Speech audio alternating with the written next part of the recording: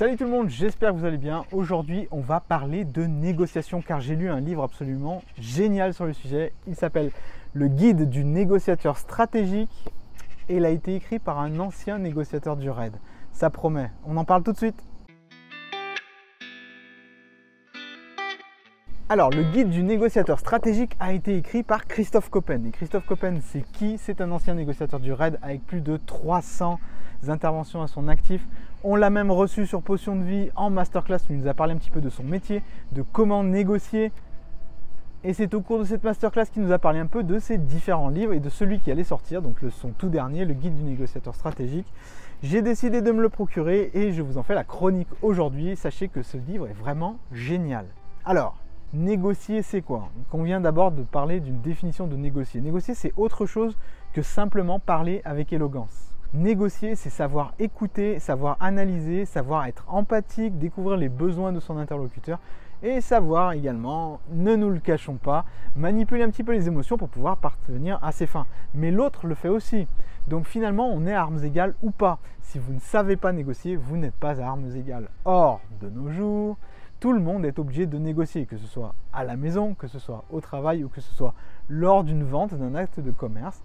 Il y a ceux qui savent négocier, ceux qui aiment ça, ceux qui détestent ça, mais ceux qui détestent ça, le problème c'est qu'ils n'ont pas le choix en fait. Ils sont obligés à un moment ou à un autre de négocier et s'ils restent trop fermes sur leur position, ils en ressortent avec une espèce de rancœur et d'amertume qui va persister au fil des années et être un peu des traumatisés de la négociation, un peu comme je l'étais, alors que d'autres, tout simplement, vont parvenir à non seulement avoir un partenariat, avoir un échange qui convient finalement à tout le monde, c'est pas juste histoire de négocier pour négocier, faire le marchand de tapis, c'est bien déterminer un consensus et non pas un compromis dans lequel personne sort gagnant finalement.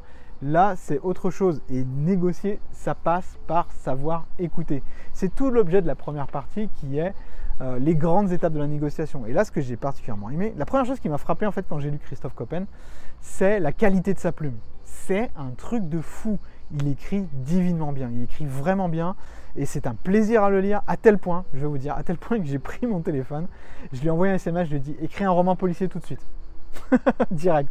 Et il m'a répondu, je m'y attelle dès que j'ai un peu de temps libre. Donc c'est quelque chose qui lui trotte dans la tête, mais ça ne m'étonne pas parce qu'il écrit vraiment très très bien.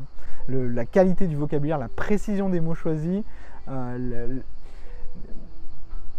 tout ce qu'il décrit est tellement, fait tellement sens et marque clairement que moi c'est la première chose qui m'a marqué.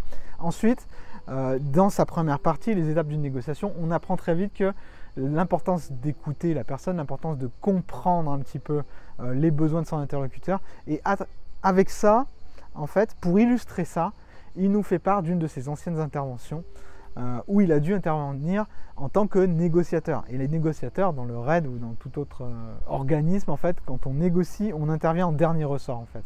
Les négociateurs de première main, c'est les policiers de terrain qui sont déjà là et qui essayent en gros de faire baisser l'arme du forcené quand ils vont faire un forcené, qu'ils rendent des armes et qu'ils se rendent. Ça, c'est les premières techniques des négociateurs. Le négociateur, il arrive qu'en dernier ressort, quand tout a échoué en fait.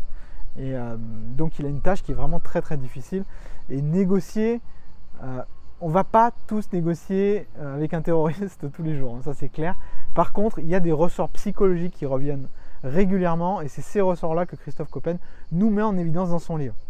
Alors, il y a 3 grandes parties. La première, c'est vraiment les étapes d'une négociation. La deuxième est purement axée sur la psychologie avec comment on négocie dans une situation un peu plus complexe, où il y a des groupes, où il y a des entreprises, où la négociation est difficile, où les gens veulent rien lâcher, où ils se mettent en colère facilement, où nous on a peur, où on est en position de hiérarchie inférieure, etc. Donc il y a énormément de situations qui sont décrites par Christophe Coppen. Et la troisième grande partie du livre, c'est un petit peu la boîte à outils, c'est celle où on trouve un petit peu les techniques, en fait, les tactiques, les pièges à éviter, les choses à faire absolument. Il y a tout un tas de processus, de rituels à faire et tout un tas de pièges à éviter. Et ça, c'est vraiment très intéressant. Ce découpage est vraiment très intéressant. C'est le deuxième livre sur la négociation pure auquel je lis. Le premier, c'était celui de Chris Voss. Et la chose qui revient systématiquement dans les livres de négociation, c'est qu'il y a tellement de concepts et d'informations qui sont nouvelles ou qui sont à appliquer que vous devez impérativement prendre des notes. si vous vous lancez dans la lecture de ce livre ou de n'importe quel autre livre sur la négociation, le truc, c'est que vous allez avoir besoin, dans un premier temps, de prendre des notes parce que vous allez avoir beaucoup de concepts qui vont vous traverser, mais ensuite, trouver un moyen de mettre en pratique ces concepts. Parce que là, plus que jamais, dans ce type de livre, plutôt que dans d'autres livres, les bouquins sur la négociation, c'est des applications concrètes. C'est un soft skills à vraiment travailler sur le terrain et ça commence par des petites choses. Vous n'êtes pas directement en négociation. N'attendez pas d'avoir une grosse négociation commerciale ou d'avoir un gros enjeu qui arrive. Négocier, c'est au quotidien, c'est par des petites choses, des petites touches. Et ma foi, j'ai aimé également les tactiques et ce qu'il appelle la boîte à outils dans la troisième partie parce que là, on a vraiment des choses qu'on peut utiliser concrètement très rapidement. Donc ça, c'est bien. Outre les concepts plus stratégiques, donc un peu plus généraux, qui vous décrivent comment fonctionne une négociation dans l'idéal, les points de passage dans lesquels vous devez passer obligatoirement dans votre relation avec l'autre, et enfin la bienveillance, parce que négocier, c'est pas que manipuler les émotions, c'est aussi la bienveillance et être un peu plus à l'écoute. Ce n'est pas que parler. Ceux qui parlent beaucoup ne sont pas forcément les meilleurs négociateurs. Et négocier en temps de crise, ça peut gérer une situation de crise, ça peut également sauver votre entreprise ou sauver votre équipe si vous travaillez avec des groupes. Donc la négociation, vraiment, c'est un domaine qui nécessite plusieurs livres. D'ailleurs, Christophe Coppen en a écrit d'autres. Je vous laisse aller regarder tout ça dans la description.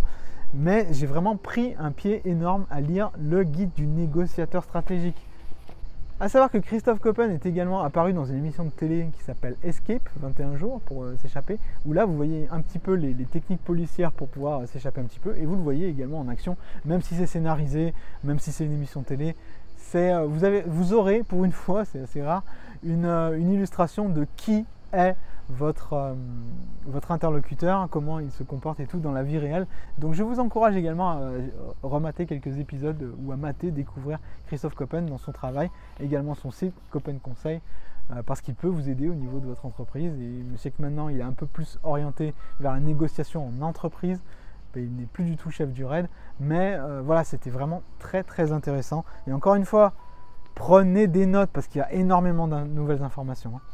Donc qu'est-ce que j'ai aimé dans ce livre? Le style d'écriture, la quantité de nouvelles informations très utiles au quotidien que j'ai pu y découvrir, et la crédibilité de l'interlocuteur qui fait que on a envie, les concepts sont très référencés, très étayés par la science. Il y a énormément de nouvelles références, plus d'une centaine, et donc ça donne un crédit quand même au contenu qui nous est délivré. Donc ça, c'est les trois choses que j'ai vraiment aimé.